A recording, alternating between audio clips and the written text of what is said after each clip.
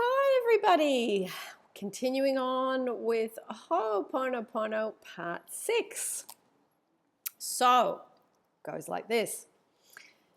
Ho'oponopono and the spiritual laws. We live in a universe of cause and effect. Each thought, each feeling, each word is based on something that happened earlier. Everything we do and also everything we don't do, example by refusing, ignoring, our ability to help, has an energetic effect. This means that every single one of our thoughts, words, and deeds have a respective effect, which on their side works as the cause of new activity and thereby becomes a new effect. Through regression, we encounter a gigantic network of cause and effects. This law of causality holds the universe in energetic balance. On the material plane, it brings about the constant transformation of all substances, and on the spiritual plane, it guarantees our learning process. We reap what we sow.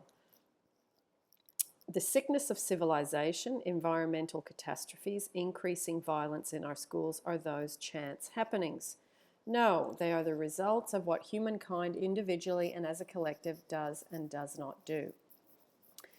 The law of cause and effect binds human beings to their actions, and as a spiritual law, it makes the consequences foreseeable. There is no punishing God. It is the emotionless principle of causality that directs what happens. Everything is connected to everything else. Through the insights and discoveries of quantum physics, we know today that everything really is connected with everything else. Now, at this very moment, the small building blocks of reality, the quanta, are joined through a field that is independent of time and space. Yet, it is also quite understandable that your body is composed in parts of atoms and molecules that were perhaps carried by one of my ancestors, or Julius Caesar, or Nefertiti. Everything on Earth belongs to the substance of this planet, and thus, just as we are joined together in the material, so on the subtle planes are we joined through our spirit.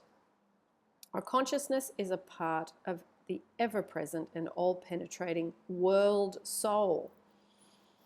Each one of us bears within ourselves an aspect of God. In addition, we have a higher self, a collective subconscious, and an archetypical conscience. Thus, whether regarding physically, mathematically, chemically, musically, or spiritually, we are all, you and I, human and animal, plants and nature, joined with each other. Together we form a whole, and at the same time are individuals. Here I should like to describe to you an astonishing phenomenon that has recently been discovered by the newly developed measurement processes and reported by the Institute of Heart Math. The electromagnetic field produced by the heart has a measurable radius of approximately 8 meters. This means that we mutually penetrate each other, whether it's in a cinema, on a bus, in a waiting room, everywhere, and simultaneously we penetrate each other with our feelings, wishes, and plans. Everything that once was still is, only in another form. Hopi wisdom. Now, for those of you that want to go on and look up that heart maths, you go to www.heart, H-E-A-R-T, math, M-A-T-H.org. Everything is a vibration. So that will be the beginning of part number 7.